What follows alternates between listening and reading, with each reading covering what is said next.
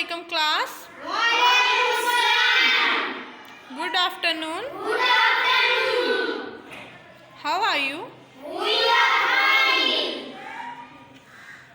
Today our activity topic is these and those.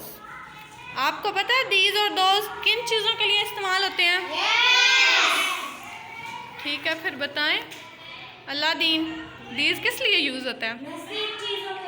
नज़दीक की चीज़ों के लिए, जैसे कि these are books।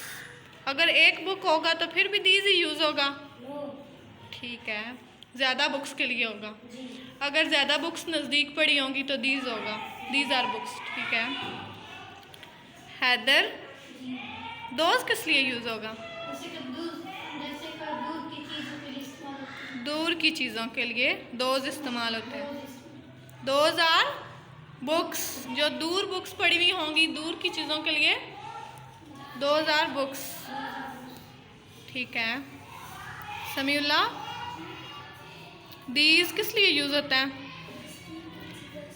जी, नज़दीक की चीज़ों के लिए। ठीक है।